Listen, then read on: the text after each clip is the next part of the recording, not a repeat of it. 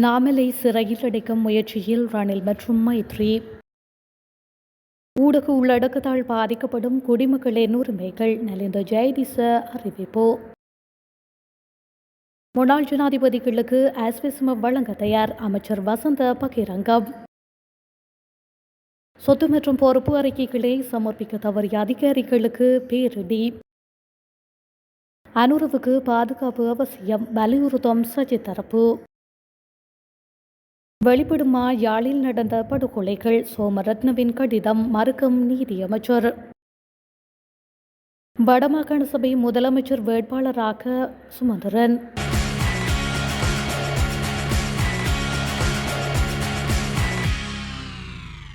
தனக்கு எதிரான வழக்குகளில் 100%மானவை மைத்ரிபால ஸ்ரீசேன மற்றும் ரணில் விக்ரமசிங்க தலைமையிலான நல்லாட்சி அரசாங்கத்தால் தாக்கல் செய்யப்பட்டுள்ளதாக ஸ்ரீலங்கா பொதுஜன பெரமுனவின் தேசிய அமைப்பாளரும் நாடாளுமன்ற உறுப்பினருமான நாமல் ராஜபக்ஷ தெரிவித்துள்ளார். கட்சி தலைமையகத்தில் நடைபெற்ற நிகழ்வின் பின்னர் ஊடகங்களுக்கு கருத்து தெரிவிக்கும் போதே நாமல் இதனை தெரிவித்துள்ளார்.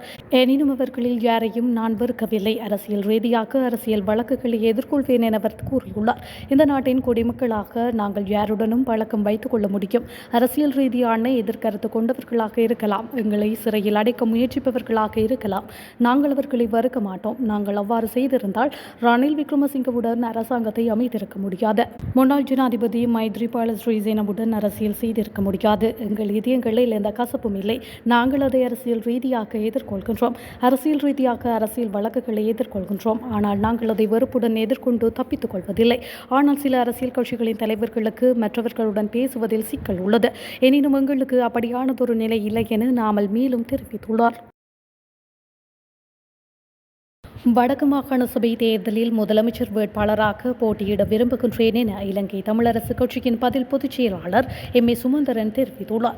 அரசியல் குழு கூட்டத்தின் பின்னர் அவர் இந்த விடயத்தை ஊடகங்களிடம் குறிப்பிட்டுள்ளார். அவர் மேலும் கருத்து தெரிவிக்கையில், இந்த விடயத்தை நான் முறையாக கட்சிக்கு அறிவிக்க உள்ளேன். எனினும் இந்த வேட்பு மனுவை அங்கீகரிப்பதோ அல்லது நிராகரிப்பதோ கட்சியின் முடிவை பொறுத்தது.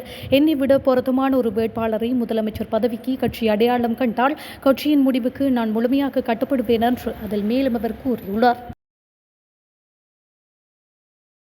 முன்னாள் ஜனாதிபதிகளுக்கு வாழ்வதற்கான பொருளாதார வசதி இல்லாவிட்டால் அவர்களுக்கும் ஆஸ்விஸ்ம வழங்க தயாராக இருப்பதாக அமைச்சர் வசந்த சமரசிங்க கிண்டல் அடித்துள்ளார். முன்னாள் ஜனாதிபதிகளின் வரப்பிரசாதங்கள் மற்றும் ஓய்வூதியத்தை ரத்து செய்யும் அரசாங்கத்தின் முயற்சி குறித்து பல்வேறு தரப்பிலிருந்தும் எதிர்ப்புகள் வெளிக்காட்டப்பட்டுள்ளன.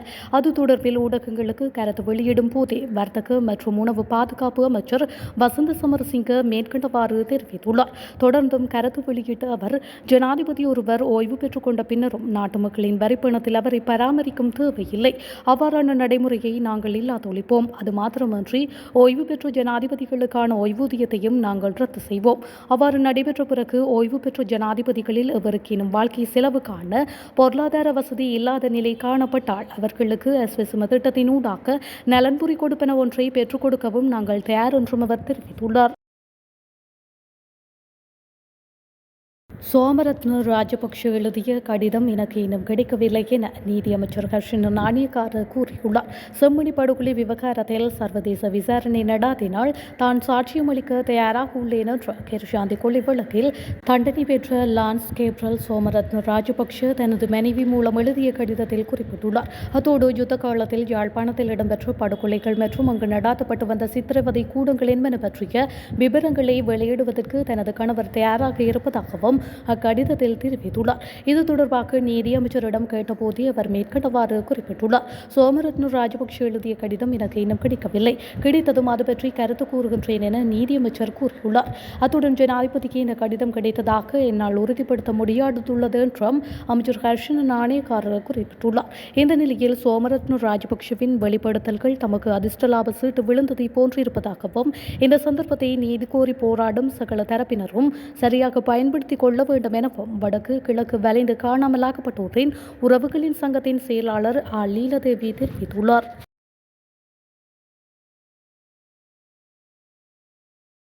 ஜனாதிபதி அனுரகுமார திசாநாயக்கவுக்கு போதுமான பாதுகாப்பு தேவை எனவும் அதே நேரத்தில் அவர் பொழுதுபோக்கை அனுபவிக்க வேண்டும் எனவும் ஐக்கிய மக்கள் சக்தியின் நாடாளுமன்ற உறுப்பினர் எம் மெரிகார் தெரிவித்துள்ளார். எதிர்க்கட்சித் தலைவர் அலுவலகத்தில் நேற்று இடம்பெற்ற செய்தியாளர் சந்திப்பில் அவர் இதனை குறிப்பிட்டுள்ளார். ஒரு ஜனாதிபதி தனது பணியினை செய்யும் போது மன அழுத்தத்திற்கு ஆளாகின்றார். எனவே ஒருவர் எப்போதும் மன அழுத்தத்தில் வேலை செய்யக்கூடாது என்பதால் அவருக்கு பொழுதுபோக்கு தேவை. முன்னாள் ஜனாதிபதிகளுக்கு போதுமான பாதுகாப்பு வழங்கப்பட வேண்டும் என்று அவர் கூறியுள்ளார். அவர்கள் கடந்த காலத்தில் தேசத்துக்காக சேவை செய்தவர்கள். எனவே அவர்களுக்கு பாதுகாப்பு வழங்குவதில் எந்த தவறும் இல்லை. இருப்பினும் அவர்களுக்கு ஊழியர்கள் மற்றும் அலுவலகங்கள் போன்ற கூடுதல் ஆடம்பரங்களை வழங்கக்கூடாது எனவும் நாடாளுமன்ற உறுப்பினர் எம் மெரிகார் தெரிவித்துள்ளார். கடந்த ஜூன் 30 முடிவடைந்த சமர்ப்பிப்புகளுக்கான காலக்கெடு எதிர்வரும் 31 வரை நீட்டிக்கப்பட்டுள்ளதாக லஞ்ச ஒழிப்பு ஆணைக்குழு அறிக்கை ஒன்றில் குறிப்பிட்டுள்ளது. இருப்பினும் சட்டத்தின்படி முந்தைய கால கொடுப்பனவுக்கு பின்னர் சமர்ப்பிக்கப்பட்ட அறிக்கைகளுக்கு அபராதம் விதிக்கப்படும் என லஞ்ச ஒழிப்பு ஆணைக்குழு வலியுறுத்தியது. நிர்வாக அபராதங்களை குறைக்க அதிகாரிகள் தங்கள் அறிவிப்புகளை அந்தந்த நிறுவன தலைவர்களிடம் உடனடியாக சமர்ப்பிக்க வேண்டும் என கூறப்பட்டுள்ளது. புதிய காலக்கெடுவுக்கு பின்னர் சொத்து மற்றும் பொறுப்பு அறிக்கைகளை சமர்ப்பிக்க தவறிய அதிகாரிகள் மீது சட்ட நடவடிக்கை எடுக்கப்படும் என லஞ்ச ஒழிப்பு ஆணைக்குழு அறிவித்துள்ளமையும் குறிப்பிடத்தக்கது. அரசாங்கம் தேசிய இளைஞர் சேவைகள் சபையை அரசியலாக்கிவிட்டதாகவும் சுதந்திரமான இளைஞர் செயற்பாட்டை அடக்குமுறைக்குட்படுத்துவதாகவும் நாடாளுமன்ற உறுப்பினர் நாமல் ராஜபக்ஷ குற்றம் சாட்டியுள்ளார். களுத்துறை மாவட்ட இளைஞர் கூட்டமைப்பின் முன்னாள் தலைவர் பூர்ண சத்யஜித் கைது செய்யப்பட்ட சம்பவத்தை தொடர்ந்து எக்ஸ் வலைதளத்தில் பதிவொன்றை வெளியிட்ட அவர் இந்த கைது தெளிவான ஒடுக்குமுறை நடவடிக்கை என கூறியுள்ளார். தேசிய இளைஞர் சேவைகள் சபையை அரசியலாக்குவது நாட்டில் உள்ள மொத்த இளைஞர் சமுதாயத்திற்கும் பேரிடி என்றும் இதனை தாங்கள் கடுமையாக கண்டிப்பதாகவும் நாமல் ராஜபக்ஷ தெரிவித்துள்ளார். மேலும் இந்த சம்பவம் ஒரே ஒருவரை தாக்குவது மட்டுமல்ல எனவும் இலங்கையில் சுதந்திரமான இளைஞர் தலைமைத்துவத்தையே தாக்கம் செய்யல் என்றும் அவர் சுட்டிக்காட்டியுள்ளார். இந்த நிலையில் அரசாங்கம் சிவில் சமூக அமைப்புகள் மற்றும் சுயாதீன இளைஞர் அமைப்புகளில் அரசியல் தலையீட்டை நிறுத்த வேண்டும் என்று வலியுறுத்திய ராஜபக்ஷ நாடு ஒரு ஜனநாயக நியாயமான அமைப்பாக இருக்க வேண்டுமானால் இவ்வாறான தலையீடுகள் உடனடியாக நிறுத்தப்பட வேண்டும் என்றும் தெரிவித்துள்ளார். யாழ் பருத்தித்துறையில் காணாமல் போன தனிநபர்கள் குறித்து விசாரிக்க சென்ற குற்றப்புலனாய்வு திணைக்கள அதிகாரிகளை கடற்படை புலனாய்வு பிரிவின் உறுப்பினர்கள் பின்தொடர்ந்து வந்ததாக குற்றப்புலனாய்வு துறையினர் நீதிமன்றத்தில் தெரிவித்துள்ளனர். பருத்தித்துறையில் காணாமல் போனவர்கள் தொடர்புடைய ஒரு விடயத்தை விசாரிக்க தங்கள் திணைக்கள அதிகாரிகள் சென்றபோது 2 மோட்டார் சைக்கிள்களில் 4 நபர்கள் அவர்களை பின்தொடர்ந்ததாகவும் அவர்களை நிறுத்தி சோதனை செய்ததில் அவர்கள் கடற்படை புலனாய்வு பிரிவு அதிகாரிகள் என்பது உறுதி செய்யப்பட்டதாகவும் தெரிவிக்கப்பட்டுள்ளது.